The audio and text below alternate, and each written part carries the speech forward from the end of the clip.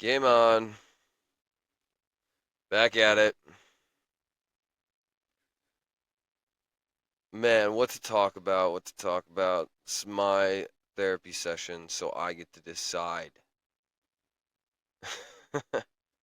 I'm in a weird fucking mood. The company I worked at went through some downsizing, so I got laid off. Officially fired. Get out. Skedaddle. Go on, get. So, I'm just in a mode or a mood of just kind of, all right, well, everything's fine. Verbal meme, the dog in the house is burning down. Everything's cool. This is fine. No issues here. So guess where I am? You're wrong. I'm not at the beach surfing. That's in the shop. I'm mountain biking. Yeah, you probably guessed mountain biking first. But my first instinct was to go to the coast, get in that water. There's a crazy swell coming today, or tomorrow and Thursday. I want to see, but then the swell is like it said it's gonna be like 10 to 15 feet. So, and that's pretty fucking big. So I would just want to like look at it, and I it would be interesting to see like what it looks like closer to shore. Like if 10 to 15 at its peak in certain spots kind of peters out to maybe a 4 to 6 or a 6 to 8 foot wave, like a 6 foot wave as it gets closer to shore, which is right up my alley. That's what I'm looking for on the bigger side. I feel like 10 to 15 is fucking nuts. I went out to, so we did Fear and Loaming, posted the second run with my fucking crash. I hope anyone who watches that gets a fucking kick out of that shit. Yup. Nope. Uh-oh. Oh man, there was that last one that I had completely forgotten about. Oh, and you can hear me gearing down. I like everything about it was I got really fucking lucky. I got very lucky. Everything about this trail is pretty fucking serious. It's got high consequence sections as we can see. Um and I don't it feels like a lot of the jumps here are very much trail jumps in a sense, more so than any other track that I've ridden.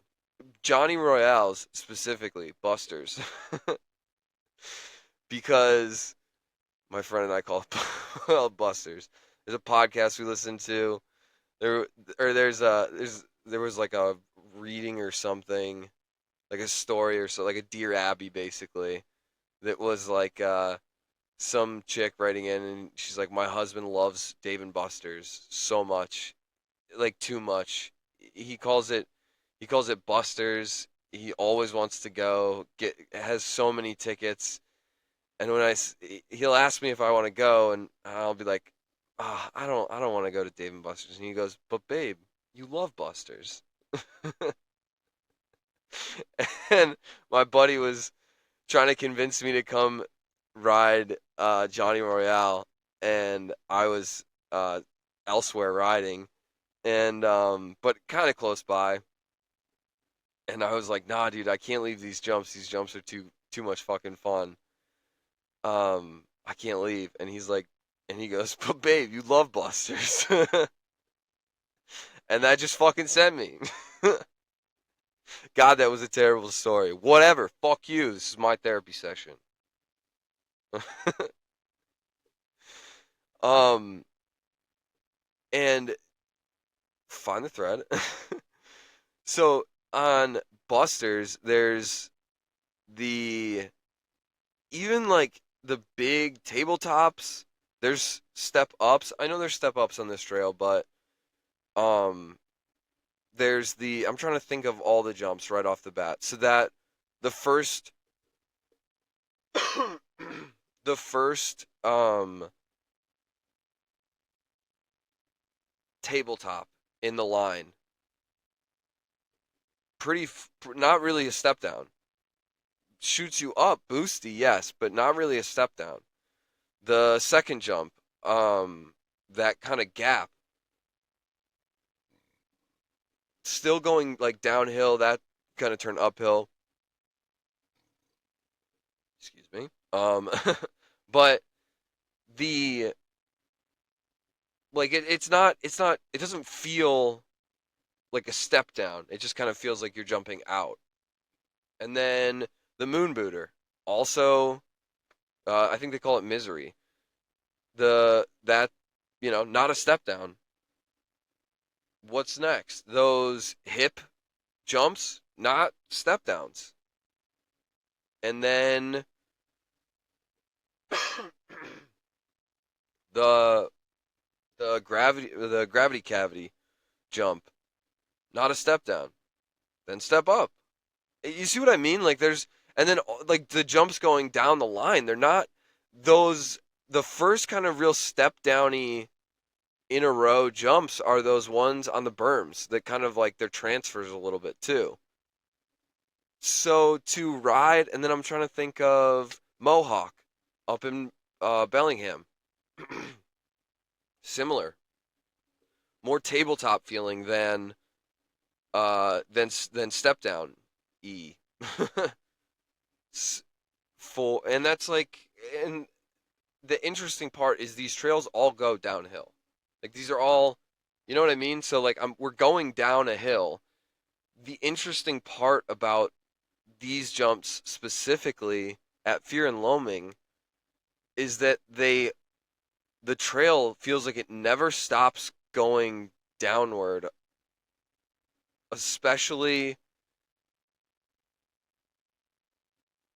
especially when the jumps kind of pop up.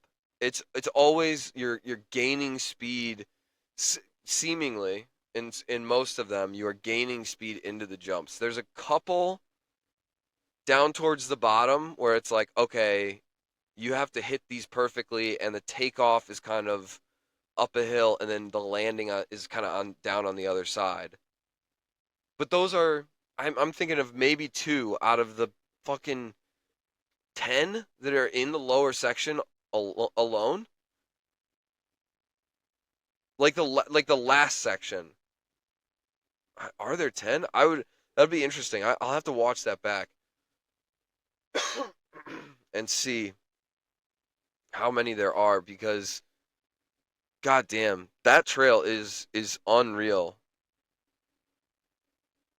I can't believe that guy. He did so much work on that. And I met him. I've done a couple trail work days. Yeah, I've done a couple trail work days, and one of them I've done out there with that guy. I think his name is like Ryan McLean or something like that. And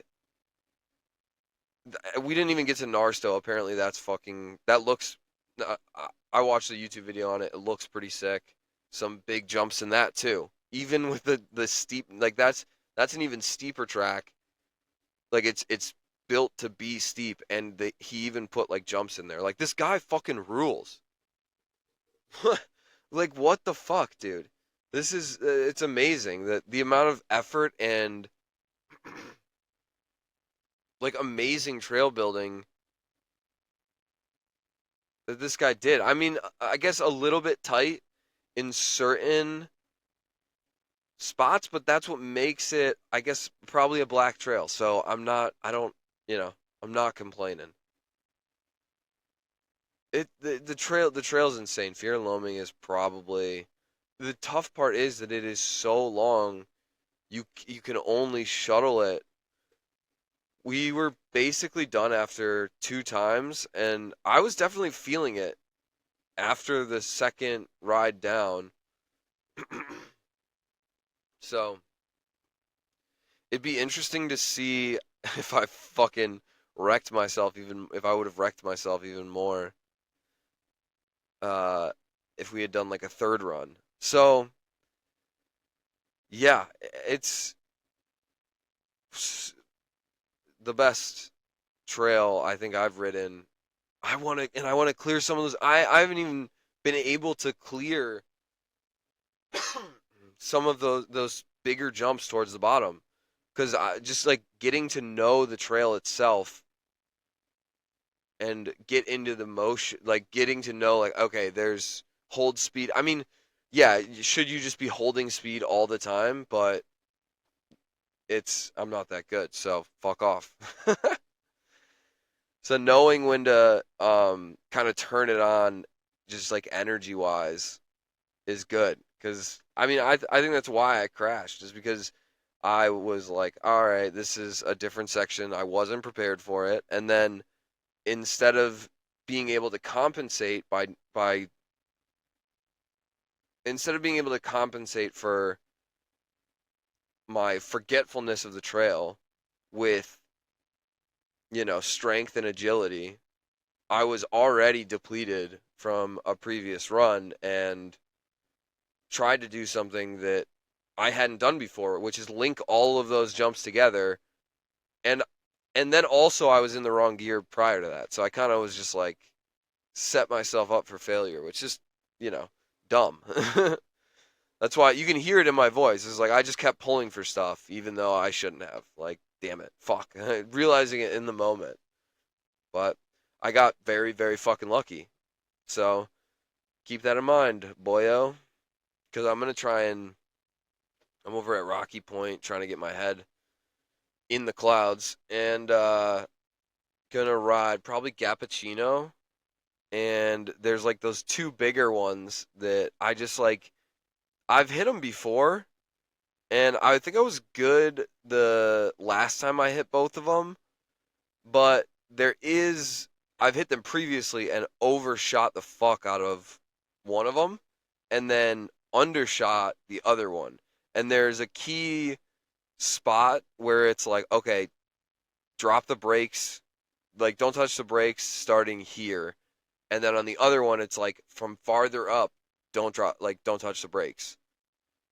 And if you switch them up, then you you kind of get them wrong. So last time I remember being able to pump a pretty good amount and, getting that bunny hop feeling, being able to pop, that boostiness, being able to work through the jump.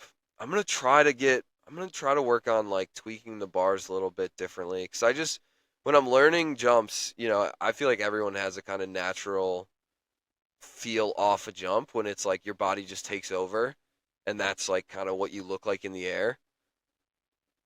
And looking at it on the video, it's always up and to the right.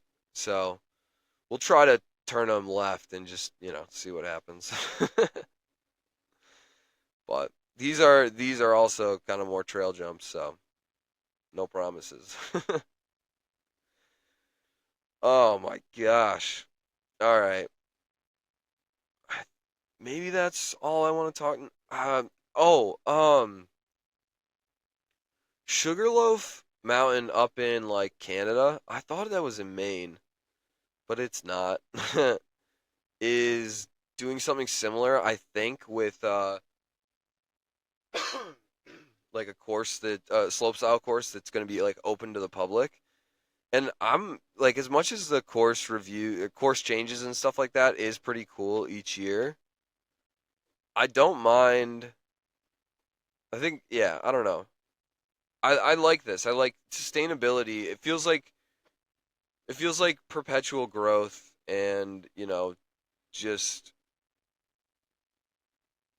maybe this isn't the point that I'm trying to make, but the unsustainability of certain practices has become, I feel, so prevalent in today's society that the practice of sustainability is a refreshing change of pace compared to everything else. So, pretty much the motto of this channel is everyone blows, we all suck. Come on. Let's just try to fucking figure it out and fix it. That's the key.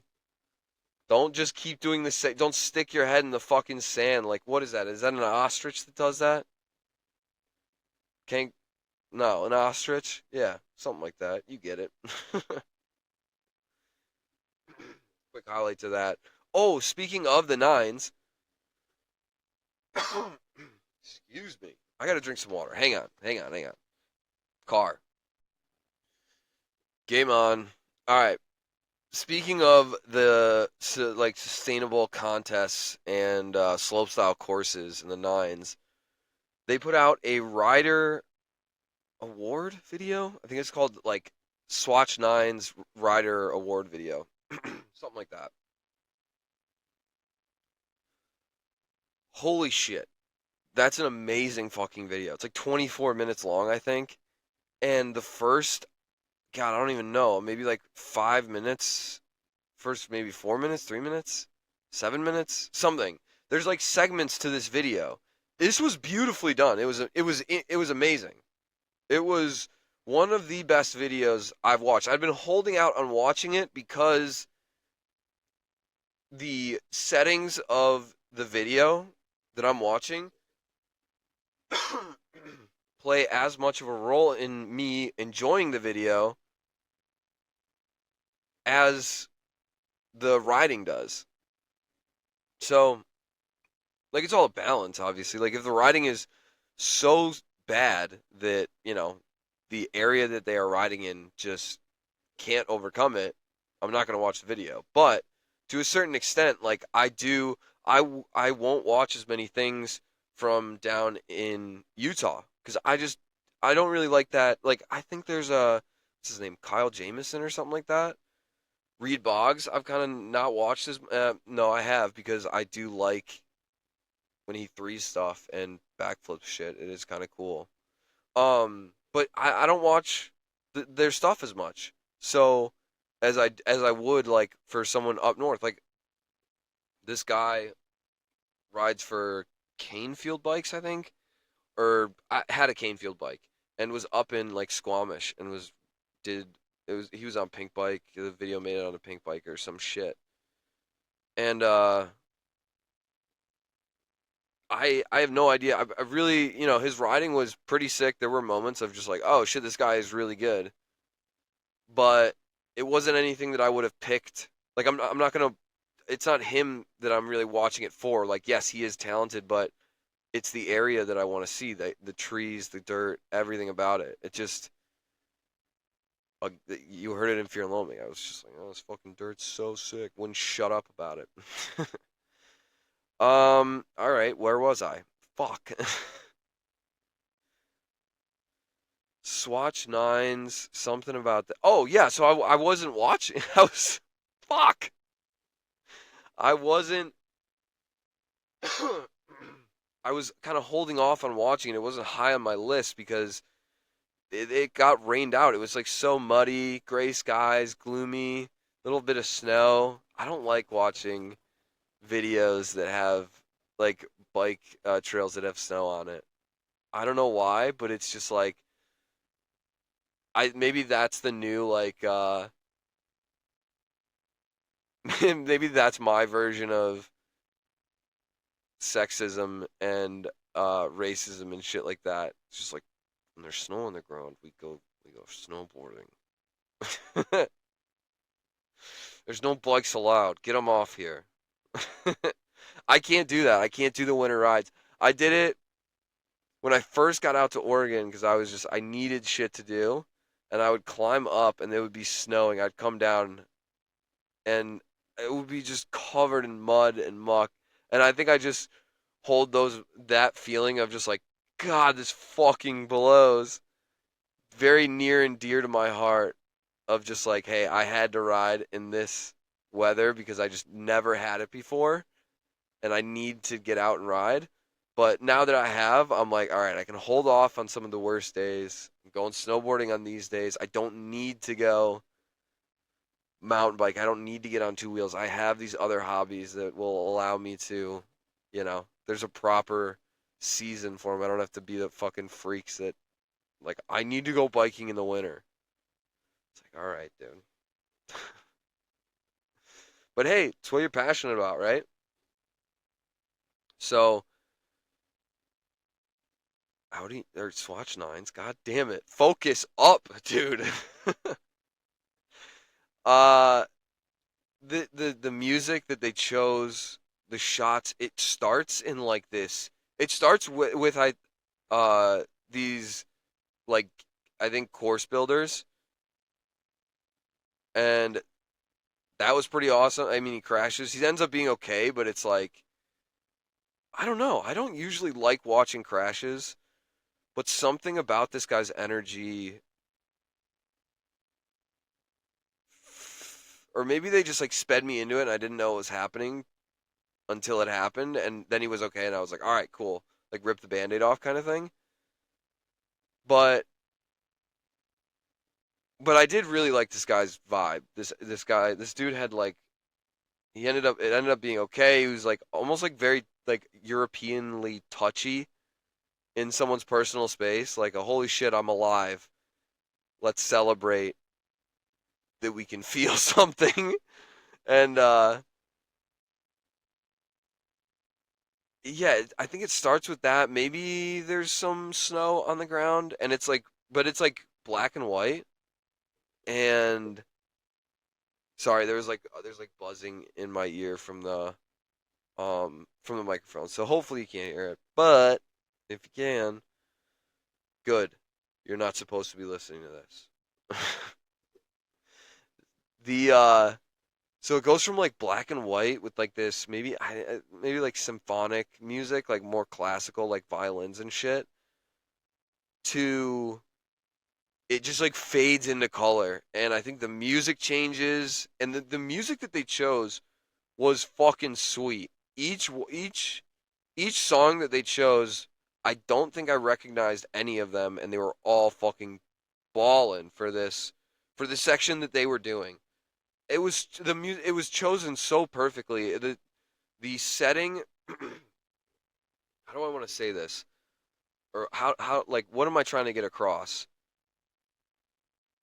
Compared to these other moments where I'm like, what is the context of this? What are they trying to do? What is this? What is that? Why? This was what was this? This was like all emotions that just felt right. Everything that I was feeling and the emotions that were being, brought up inside me in my mind were felt appropriate and consistent with the vibe of the video in that segment. And it was different at each one. It was this slow majestic beauty of in the first part where it's just like almost like gratefulness and like I think it was I don't think there was any music while he was like guinea pigging stuff and then it kind of cuts in maybe fuck I didn't fucking save this because I'm actually I might have hang on one second I'm opening up the YouTube's see your downloads. No, I deleted it because I'm a fucking moron. I do this every time. Like I'm not I shouldn't delete that, but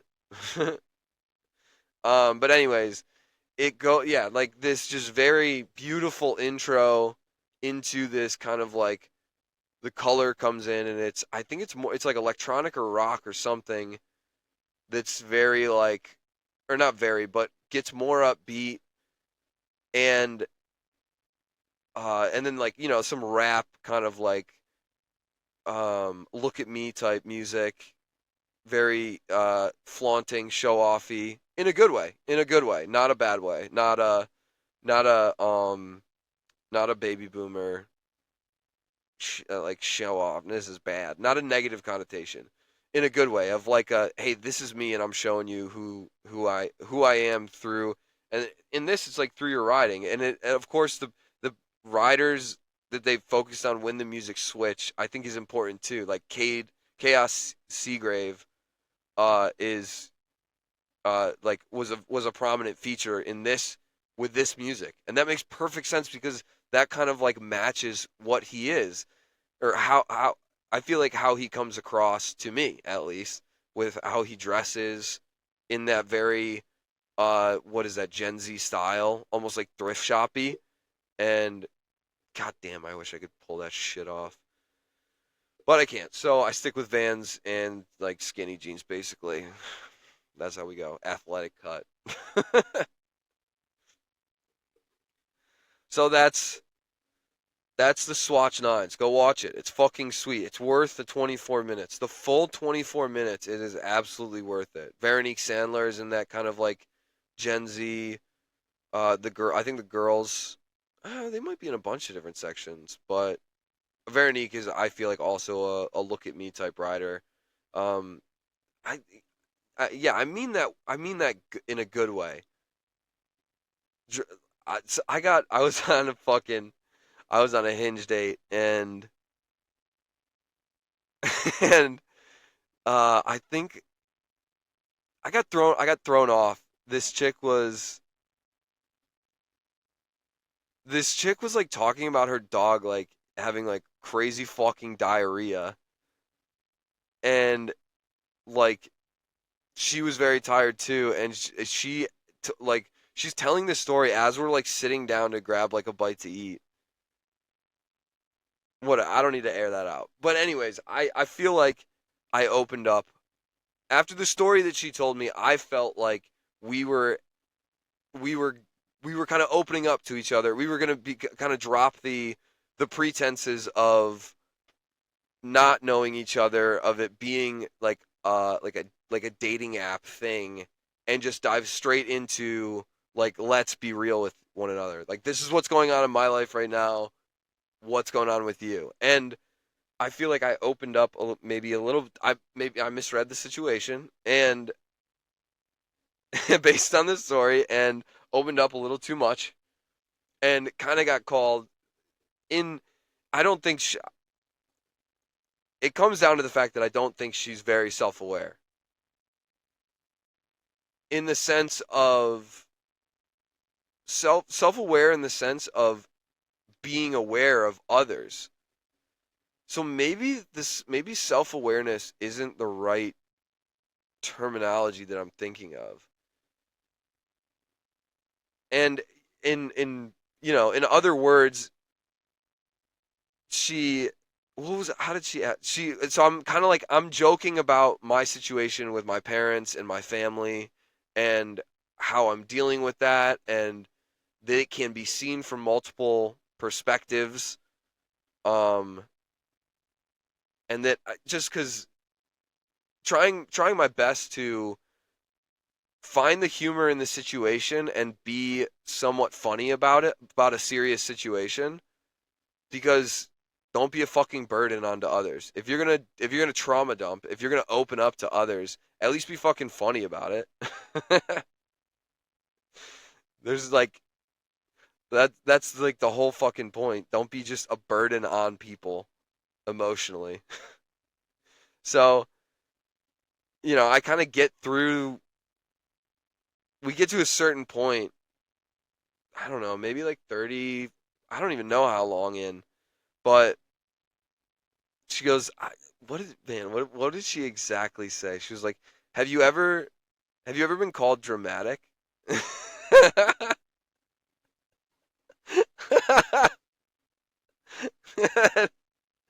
And I was like, and I've been on other Hinge dates, and they it hasn't I've never had that question brought up.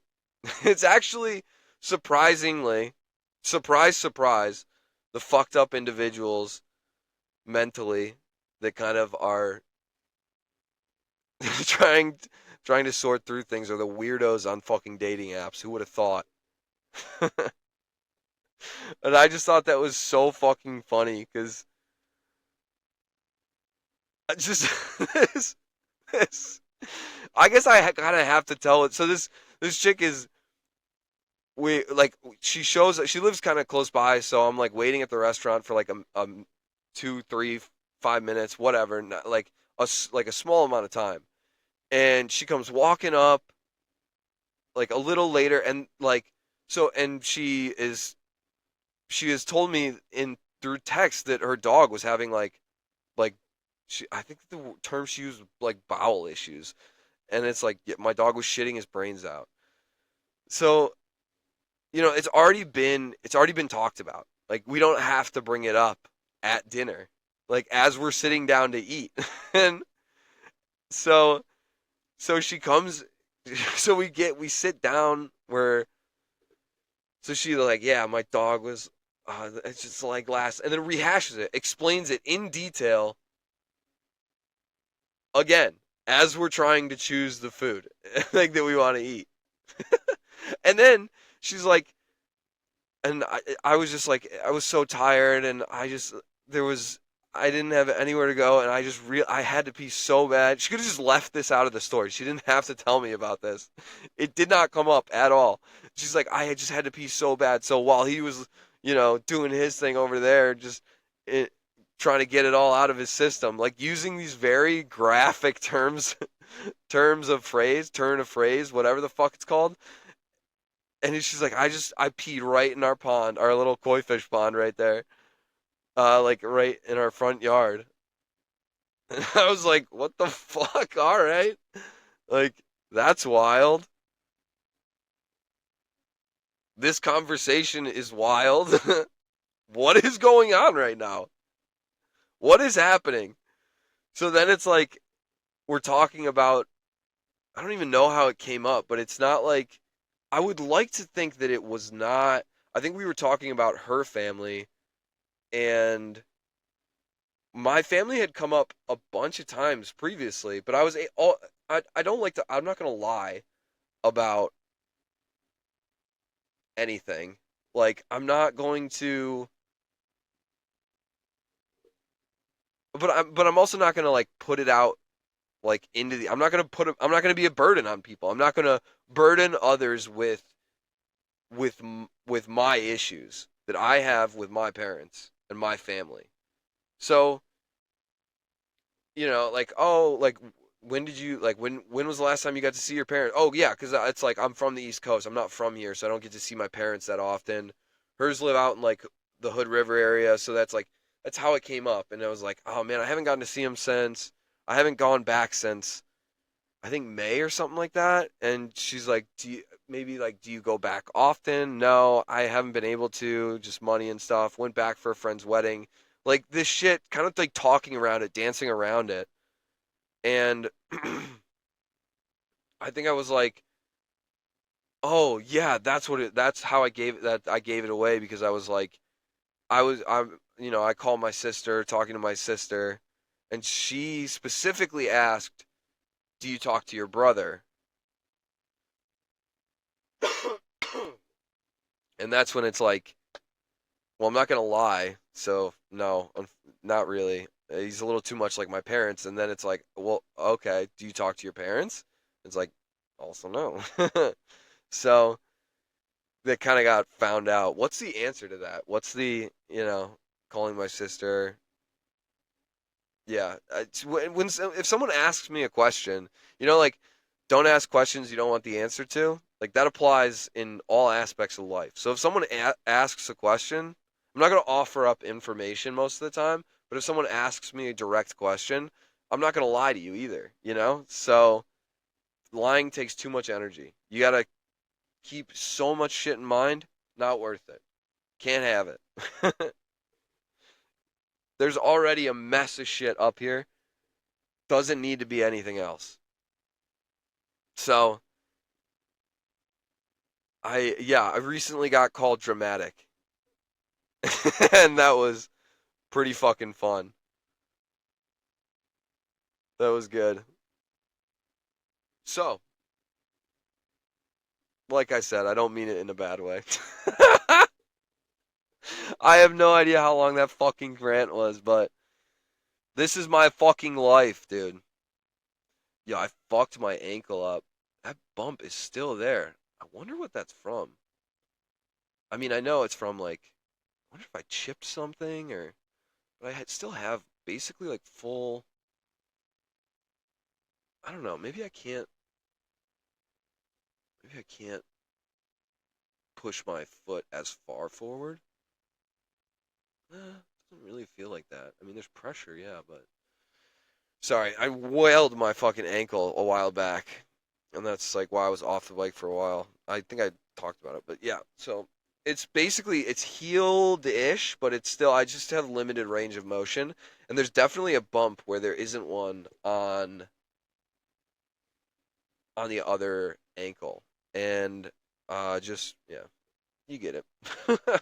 All right, enough talking about my fucking ankle, you dipshit. So watch the Swatch 9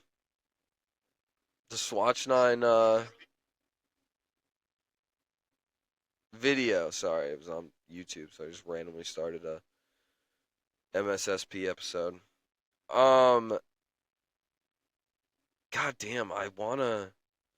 Sorry, I'm still on YouTube, and I see I've downloaded a Moi Moi TV Jack Moyer video, and it's like best trails in Europe, Nava free ride.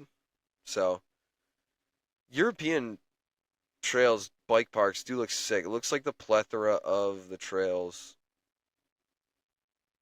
and bike parks, like really good trails, seems pretty. I don't want to use the word prevalent again, but commonplace in Europe. I'd love to fucking get over there. That would be pretty cool. Oh, speaking of Europe, the European Race Series, the UCI, Downhill World Cup Series, full on European circuit, even though the next race is in Mount St. Anne, which is North America. But it's on the East Coast, so it doesn't really count. That's basically the same shit. It's just across the pond. You're not going to the West Coast or anything. Pussies.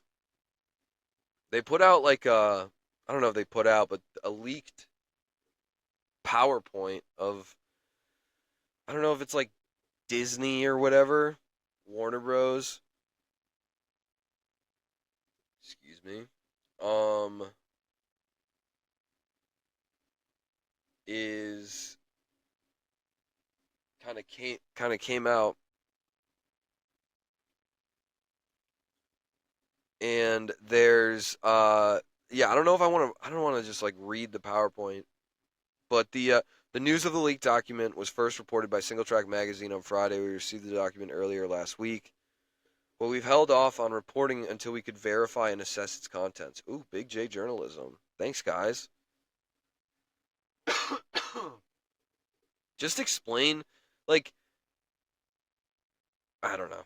I don't know. This whole like, well, we need to make sure it's right. It's like, I don't know. Uh, just hey, something showed up on our doorstep. We don't know if it's right yet, but here you go. Whatever. Changes to the World Cups need to be approved by the UCI. Okay, so we believe the document's details are not final and are rather a proposal of the direction Warner Bros. Discovery wants to take. I'm assuming that's what WBD stands for. Wants to take the sport, intended to gather feedback. Okay. So, hmm.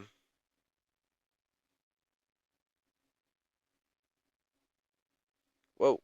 Um, I gotta find the. It's like super zoomed in, weirdly. Oh no, it's like not loading some of the photos.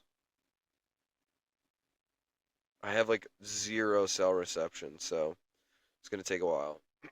I mean, I like the branding that they're doing, how they what they're calling each. The organization of this is really good. Is great. Now let's see if there's anything that actually fucking matters in this. The first slide that I'm looking at is sport and product alignment. Just very, very corporate shit. And there's UCI Cross Country World Cup. Like definition of kind of the type of bike, how much travel the bike is going to be using, and how long the racing will take. And it's called, and then they like define it, give it a name and define it. So UCI Cross Country World Cup, 0 to 100 mil travel bikes, 0 to 100 millimeter travel bikes, 1 hour and 20 minutes of racing. This is called the pinnacle. Elbow to elbow racing, the purest form of physical endurance, the Olympic format. UCI Enduro World Cup, 140 to 160 millimeter travel bikes, 4 to 6 hours of racing, all mountain, all mountain. Sorry, I gotta do the voice. All mountain, the ultimate physical and technical challenge for every athlete on the best trails in the world. Then there's UCI World Cup, Downhill World Cup, 180 millimeter plus travel bikes, 3 minutes of racing. That's what doesn't make. Oh, I guess individuals. The individual is racing for 4 to 6 hours, which is not the case. I don't think. I mean, yeah, over the course of like a couple days, maybe. Okay, yeah. I thought it was like 4 to 6 per day. So, whatever. It's just to sound cool. 3 minutes of racing. The spectacle.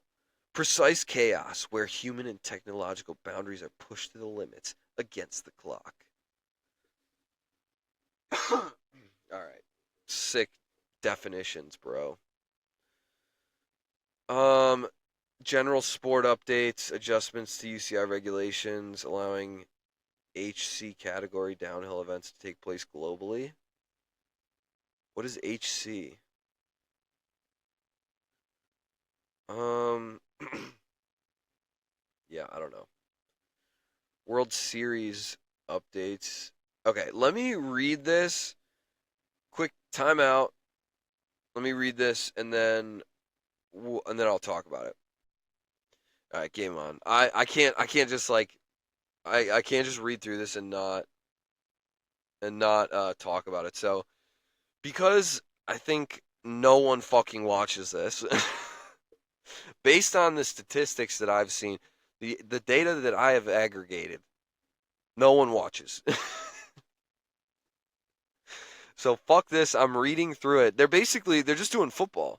Or like they're doing any they're soccer, baseball, whatever team sport. They're just doing team sports.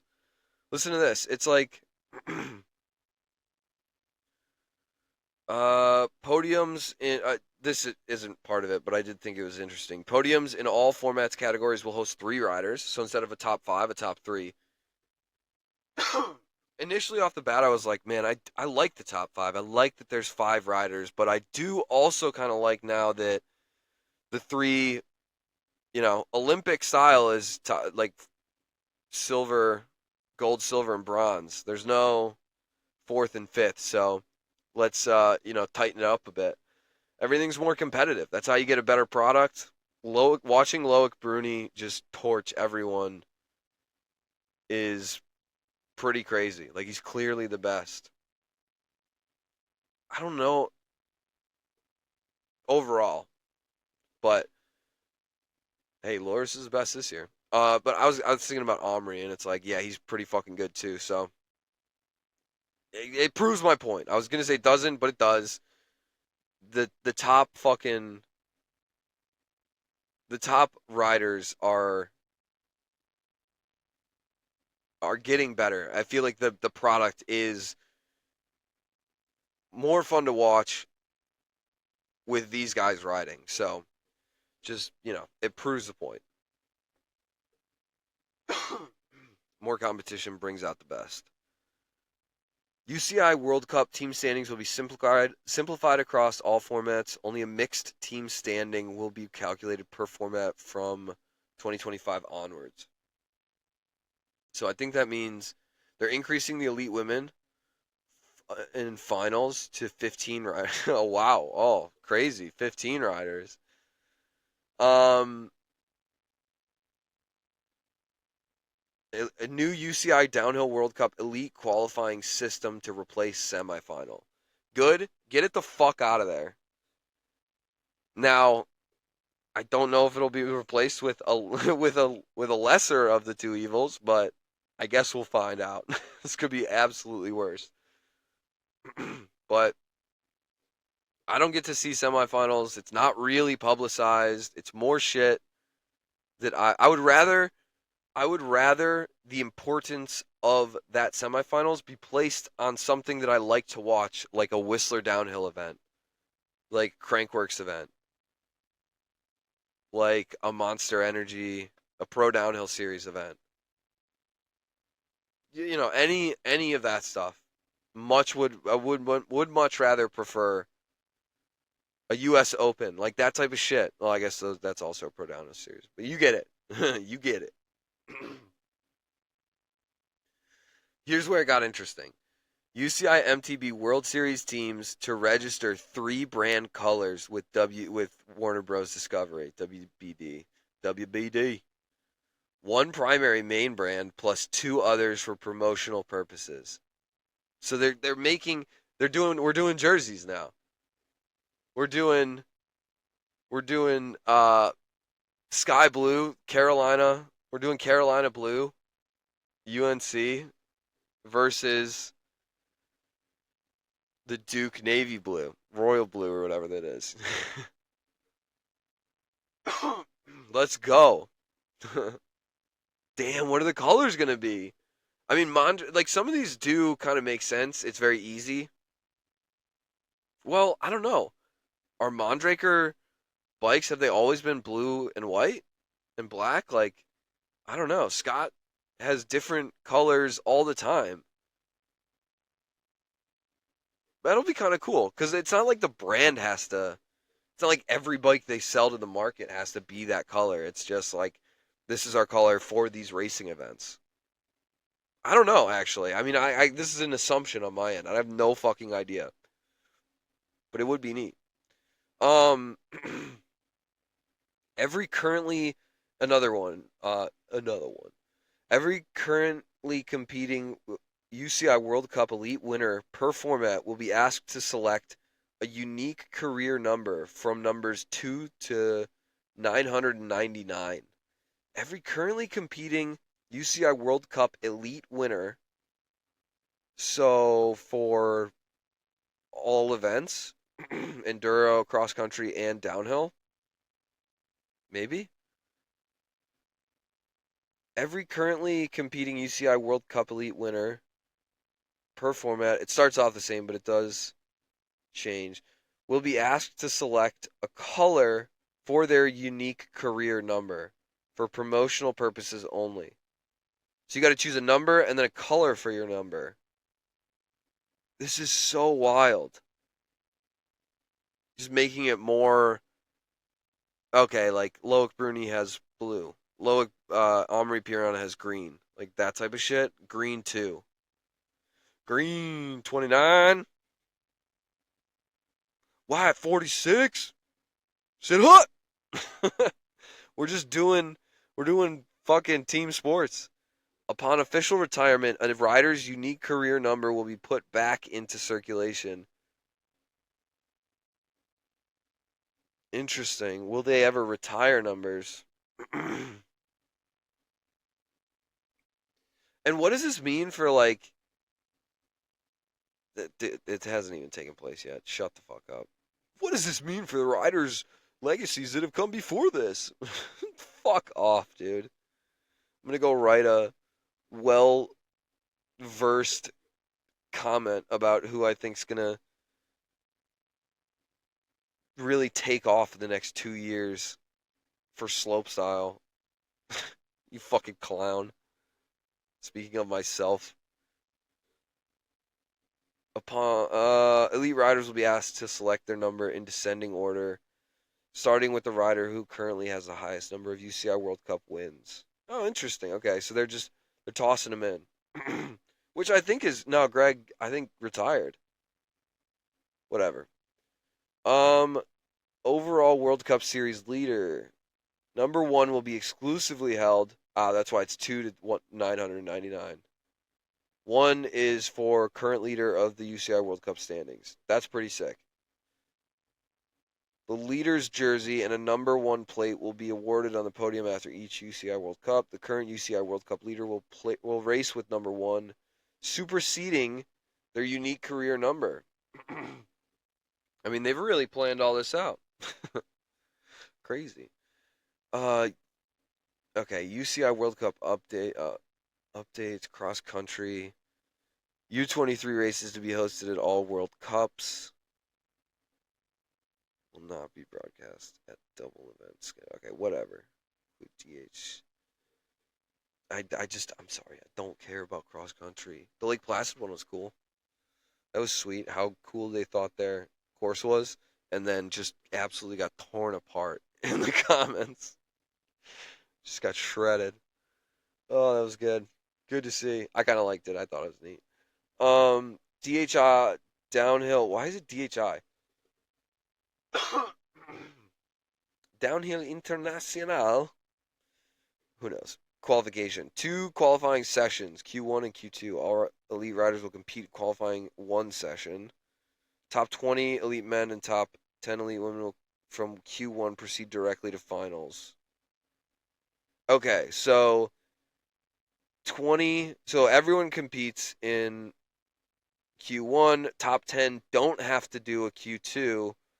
Remaining riders compete in Q2. The top 10 elite men and top 5 elite women will also qualify for finals.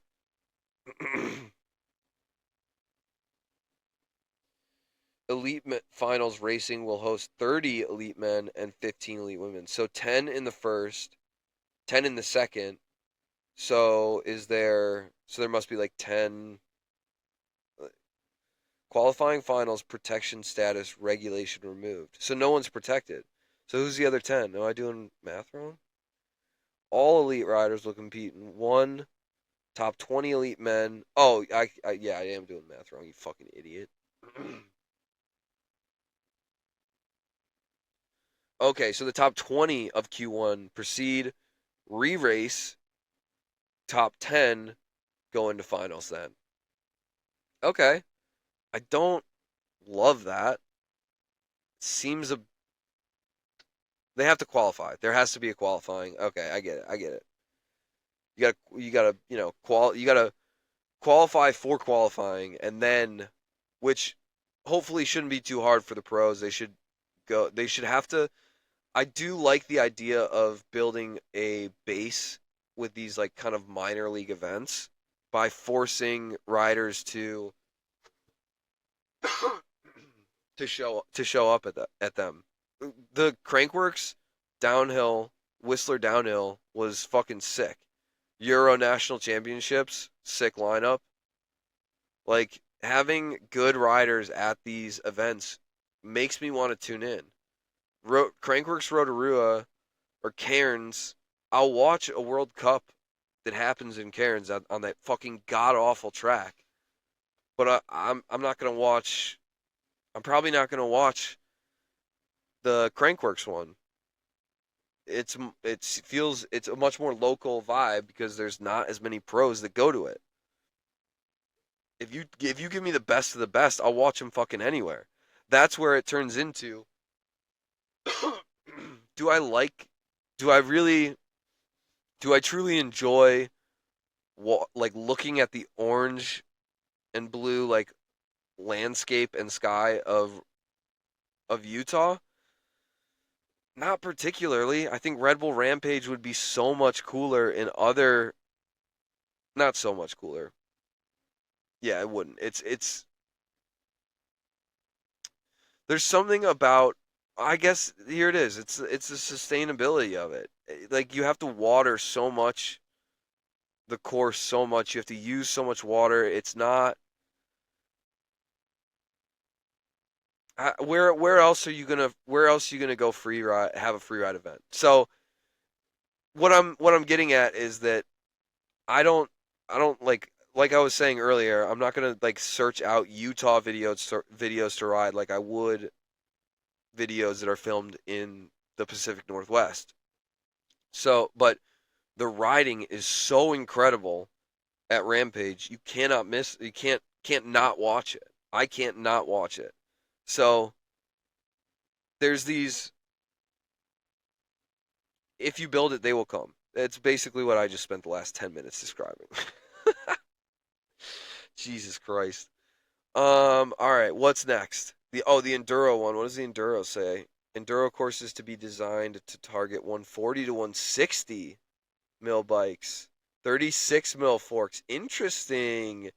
That's dumb. That blows. but it makes sense marketing wise. That makes perfect sense.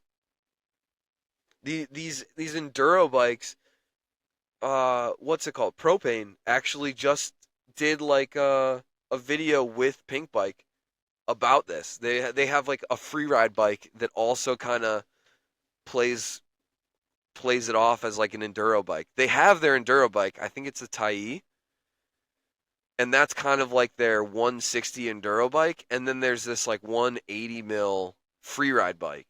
And I feel like 170 is right. I have a Capra 170, 170, and it is primo for me. I love it. That's the beast you hear creaking in all those fucking videos. But I fucking love that. It's done to me so well. The amount of riding that I do, I should, try and sell this, get rid of my e-bike that I and invest in, 38 mil stanchions, a a nice tool set to keep my bike up to, repair and maintain it so that it doesn't creak like this, and then and have like this have a nicer bike for something that I use so much, but it's just gotten me through so much shit that I just have such an attachment to it. I love the blue, I love the color. Now that I got that the worst coloring of red, orange, and blue. Ugh, Jesus Christ! You're not even gonna choose the one other primary color. Like you're going for like it felt like he was going for like a Superman thing and then did orange. Like what do you do? And then like some of it was there was like a red cap.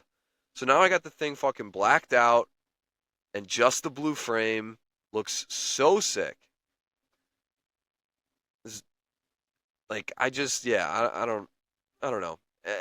It's fallen off. It's gotten ditched in midair. It's fallen off the rack, dragged underneath the van for, only a couple feet, but still, it's got a van on top of it. And the boy is still I'm gonna ride this thing till it fucking breaks. And hopefully that's not anytime soon. So, where was I? Oh yeah, marketing shit. Um Yeah, so it says it's going to try to target bikes 140 to 160, which is interesting because I feel like recently it's been 38 mil stanchions 170 is where pros are on the fence with jumping from 150 160 to 170 180. And if you're on the fence as a pro with jumping to that, if not already have made that leap to those bikes, you'll if they're changing the way like if they're choosing courses that are specifically 140 to 160, that'll be on the upper echelon. You're not gonna. I feel like bike manufacturers are like, fuck, we got to make a bike that's designed for 140 mil travel and 150, 150 and 160, 160, 160, 170, 170, 180, 180. Like, what the fuck? Like, what do we? I don't know. I guess I don't really get it because it's like, well, one brand make like a 170 mil bike and one make 180 mil, but it feels like they're just going, all right, the word everyone just I don't know. It's probably not that. It's just like, all right, we're gonna make sure this course is between rides with this type of bike, just for I don't know. I like why else? What else would it be other than like branding purposes? Like why else define what they defined previously, like 0 to 100 mil travel bikes, 140 to 160, and then 180 plus, and then they say it again. Like nowhere else is calling out like how the courses will be selected or designed. Like they design and select cross country courses and downhill courses. So what like why are they specifically calling out enduro as no this we said it before, we'll say it again, it's 140 to 160. Hey guys, it's like and then 36 mil forks, it's like they're calling specific attention to bring smaller bikes or something like that. And so, like, why? Is it getting too close to downhill? I don't think so. And the gnarlier shit looks, the more people are going to want to watch it. Like, you watch cross country because you like watching cross country. You don't watch it for the thrills and spills, you know? So you're not gonna get like the average viewer to be like, oh wow, that's so high adrenaline, and it's not gonna bring up an immediate emotional response of like, holy shit. So it is interesting to see why they're calling, or to see them calling that out very specifically twice now. And yeah, I wonder why. UCI Enduro World Cup event schedule: Thursday, Friday, Saturday, Sunday. That's okay. I don't really live cross country. Where's downhill? Downhill, downhill. There we go. One World Cup final. Fan activations. What the fuck is that? All right. Well, Saturday and Sunday basically are the timing. Downhill and enduro World Cup event schedule. Oh, like when they're combined. All right, whatever. Qualifying pathway. Holy shit, that was just the first section. All right. Hang on. Car. Game on. All right. I am going to pause here. There's two more sections. They're kind of shorter, but there's like a lot of information I feel like in the second one that is like kind of what I was talking about previously. So it'll be good to stop here because this is already, oh shit, it's at an hour. All right. Well, and then I should have stopped this a while ago. Fuck. Whatever. Pause here. Continue on in the next therapy session, which you're not allowed to listen to, so don't listen to it. Bye.